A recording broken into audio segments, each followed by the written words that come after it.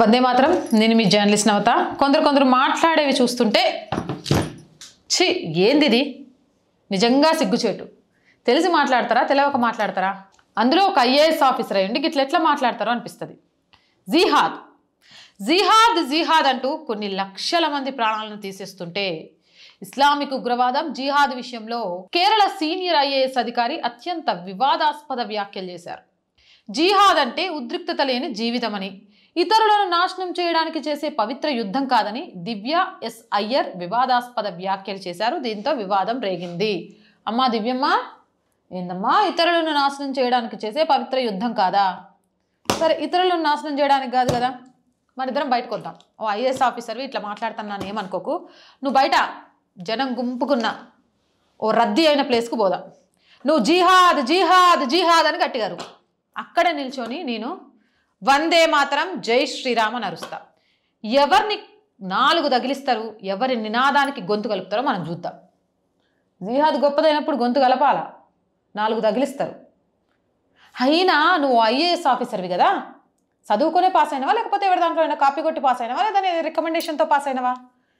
కేరళలోనే దరిదాపు 30,000 మంది అమ్మాయిలు అనుకుంటా లవ్ జిహాద్కి బలైపోయినరు. కేరళ స్టోరీస్ సినిమా చూడలే, అక్కడ ఆ క్యారెక్టర్స్ నిజమైన తల్లిదండ్రుల్ని కూడా చూపించారు. అయినా కూడా జిహాద్ లేదు, నాశనం చేయడానికి చేసే యుద్ధం కాదు అని చెప్తున్నావు. అసలు మీలాంటి వాళ్ళ వల్లే కదా ఈరోజు సమాజం అంతా తప్పుదోవ పడుతుంది. జిహాద్ పేరుతోటి ఎన్ని జరుగుతున్నాయి. ఉమ్మేస్తే తూక్ జిహాద్ అని, ల్యాండ్ జిహాద్ అని, 1 కాదు 2 కాదు గిన్ని జరుగుతుంటే అన్నిటికంటే దారుణం నువ్వు ఒక ఆడదానివి ఇంకో ఆడపిల్ల జీవితాన్ని కాలు రాయడానికి జిహాద్ ఎంచుకొని లవ్ జిహాద్ జరుగుతోంది, అది వాస్తవమే అని తెలుస్తుంటే, అదే ముస్లింలలో కొందరు సోదరిమణులు వచ్చి అది నిజమని చెప్తుంటే నువ్వేమో శాంతిగా ఉంటుంది గది తప్పు అని చెప్తున్నావు. సిగ్గు లేదా కొంచెమైనా? ఈరోజు అందరు అడుగుతున్నది ఇది ప్రశ్న. చాలా సిగ్గుచేటుగా అనిపిస్తోంది ఒక ఆడామయ్యుండి ఇలా మాట్లాడటం. మలయాళ పుస్తకం ఖురాన్ అకం పొరుల్ మానవికాఖ్యానం అంటే Quran inside meanings humanitarian interpretation 9వ సంపుటి విడుదల సందర్భంగా ఆమె ఈ వ్యాఖ్యలు చేశారు. దీంతో దేశవ్యాప్తంగా దీనిపై చర్చ ప్రారంభమైంది. జిహాద్ అంటే ఇతరులను నాశనం చేయడానికి లేదా తీవ్రమైన మార్గంలో చేరడానికి కాదని, యుద్ధం లేని జీవితం గడపడమని అన్నారు.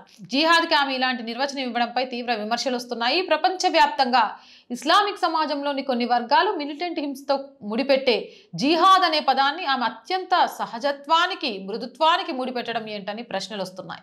ఇస్లామిక్ వాదులే కొందరు జిహాద్ను ఉగ్రవాద పరంగా పేర్కొన్నారని, ఇస్లామిక్ ఉగ్రవాద సంస్థలు ఉగ్రవాద దాడులు చేస్తున్నప్పుడు ఈ భావనను ఉపయోగించారని విమర్శకులు సోషల్ మీడియా వేదికగా పేర్కొంటున్నారు. అవునా కాదా? ఎన్నిట్లలో చూడలే ఉగ్రవాదులకు సంబంధించిన వీడియోలు జిహాద్ గురించి రావడం.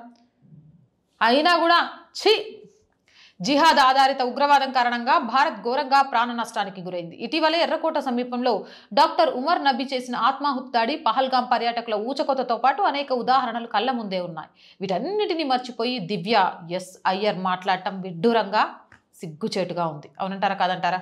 మీ అభిప్రాయం ఏంది? కామెంట్ సెక్షన్లో పెట్టండి. మోర్ వీడియోస్ కోసం ఛానల్ వెంటనే సబ్స్క్రైబ్ చేయండి. అండ్ చాలా మంది ప్రతిరోజు చెప్తున్నామండి ఆర్ వాయిస్ పొలిటికల్ 2 మన ఛానల్సే. సో చాలామంది అడుక్కుంటుంది అని అంటున్నారు. అలా అనుకోకుండా నా ఛానల్ని నేను నడపాలి అంటే నేను బ్రేక్ ఈవెన్కి వెళ్ళాలి. అలా బ్రేక్ ఈవెన్కి వెళ్ళాలి అంటే మీరు చేసే సబ్స్క్రిప్షన్, మీరు చూసే వీడియో, మీరు షేర్ చేసే వీడియోల ద్వారా వ్యూవర్షిప్ పెరిగి బ్రేక్ ఈవెన్కి వెళ్ళడానికి ఒక దారి దొరుకుతుంది. నేను అడుక్కుంటుంది అనే పదాన్ని చెడిపేయాలి అనుకుంటున్నాను. అది మనసుకు చాలా బాధ కలిగిస్తోంది. కాబట్టి ఎవరి సహాయం పొందకుండా ఎవరైనా నచ్చి సహాయం చేస్తేనే తప్ప వీడియోస్లో కూడా ప్లీజ్ సపోర్ట్ చేయండి అని అడగకుండా ఈ ఛానల్ని నడపాలని ఒక కోరికతో ఉన్నాను. కాబట్టి ప్లీజ్ వీలైనంత మంది సబ్స్క్రైబ్ చేసి వీడియోస్ని షేర్ చేస్తూ అలా అనిపించుకోకుండా ఈ ఛానల్ని నడిపే అర్హతను నాకు కల్పిస్తారని ఆశిస్తున్నాను. అప్పటి వరకు మాత్రం ఆర్థికంగా మీరే సపోర్ట్ చేయండి. ఆర్థికంగా అలాగే ఆత్మగౌరవంగా బ్రతకాలి అన్న మీ చేతుల్లోనే ఉంది. మీరిచ్చే సపోర్ట్ వల్ల మాత్రమే ఆ రెండింటిని చేరుకోగలుగుతాను. ఆర్థికంగా సపోర్ట్ చేయాలి అని అంటే సబ్స్క్రిప్షన్ పక్కనే జాయిన్ అనే బటన్ ఉంది. 1 to 5 లెవెల్స్ ఉన్నాయి. ఏదో ఒక లెవెల్లో సపోర్ట్ చేయండి. లేదా స్క్రీన్ మీద గూగుల్ పే, ఫోన్పేతో పాటు అకౌంట్ డీటెయిల్స్ ఉన్నాయి. మీకు తోచిన సహాయాన్ని అందించవచ్చు.